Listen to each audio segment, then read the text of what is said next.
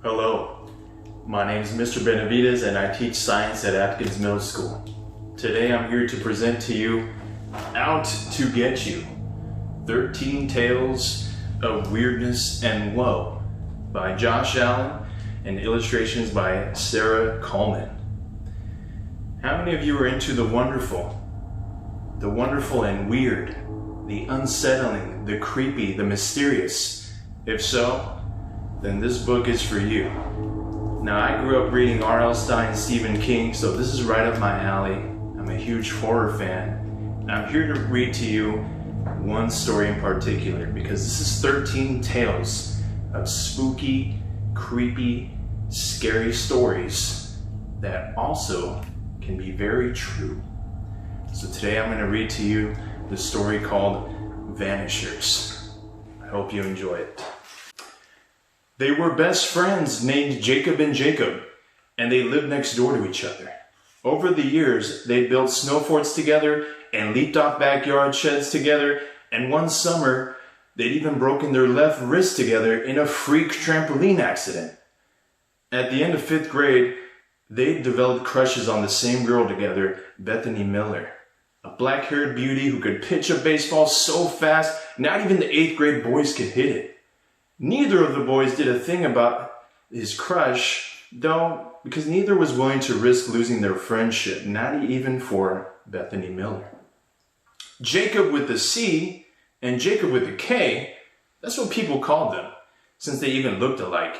Each had the same shaggy haircut, the same lanky walk, the same light freckles. If you wanted one of them, you just called out, "Hey, Jacob with the K," and waited to see which boy looked up. "You need more friends?" their parents sometimes told them. "This is getting weird." But why, Jacob thought. Should he make more friends when he had Jacob? And why, Jacob thought, should he make more friends with Jacob around? One late October afternoon, when the last bell had rung and another day of 6th grade was finally over, Jacob and Jacob met by the large maple tree to begin the walk home. They set out slowly, ambling along as clouds whirled and a light wind blew. "Balatabab," Jacob asked. The boys had their own language. They decided that they needed one when a note they'd been passing in social studies last year had been confiscated and read aloud, "Balatabab," which meant, "How are you?" "Blapo," Jacob replied. "Good. Except I have to write a story for Miss Jenkins' class tonight. A whole story with characters and a plot and everything." The wind picked up, and they zipped their jackets against the chill. "You hate writing," Jacob said. "If you want, I'll help you." "Scholatooth!" "Awesome!" At the edge of the schoolyard, they pressed the button to cross Westover Street, and a streak of lightning flashed in the distance. "Storm's coming." "Well," Jacob said, "what does your story have to be about?" "It can be about anything, but it has to be at least 3 pages." "You can make it a creepy story." A creepy story?" Jacob said. You mean like with a monster?" "Shadatar," Jacob said. "Totally." As he said this, the clouds thickened and swirled, and the afternoon's colors faded. Even the boys' faces paled in the changing light, taking on the faint yellow tint of old newspapers. "That could work," Jacob nodded. "That would be cool." Cars waited as the boys crossed the street and stepped onto a leaf-covered sidewalk. Dried leaves crunched under their feet. I watched a TV show last night about zombies. I could write about zombies." Jacob let out a little puff of air. "No way," he said. "Anything about zombies, they used to be creepy like a long time ago, but they're like all over the place now. There are zombie movies and zombie video games. There's even a zombie emoji." Jacob pulled out his phone, swiped a few times, and showed Jacob the green-gray zombie face on the screen. "Last week my mom bought some Halloween cereal and had zombie head marshmallows in it." "Yeah," Jacob agreed. "I guess you're right." "You should make up a new kind of monster," Jacob said. In the distance, lightning flashed and the boys stopped to count for the thunder. After 3 seconds, it rumbled. A new kind of monster, Jacob said. Like what? Jacob stroked his chin, the way people did in movies when they were thinking. The boys rounded the corner and passed Nielsen's drugstore. A faded sign in the window showed a smiling woman holding a yellow bottle of laundry detergent. Across the top, the sign said, "Spot be gone, make stains vanish." Make stains vanish, Jacob said and pointed. You should call your monsters the Vanishers. The Vanishers? The wind hissed. Dried leaves skittered along the sidewalk. What are Vanishers?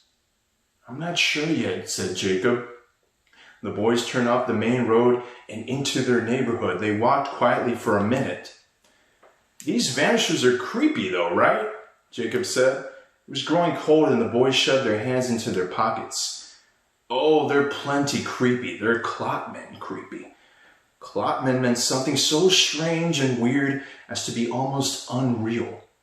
Just you wait. They rounded another corner and walked in silence for a few minutes more. I've got it, Jacob said. I know what Vanishers do. Let me guess, Jacob said. They kill you. That's what all monsters do, kill you. Not Vanishers, said Jacob. Vanishers are different. They aren't murderers. Not really, they don't kill you. Instead, what they do is they vanish you. The clouds grew darker and thicker still, and by now the boys' faces appeared faint and ghostly. Vanishers wipe you out, Jacob said. They erase you, like off a chalkboard. If the Vanishers set out to get you, they just get you, and there's nothing you can do about it.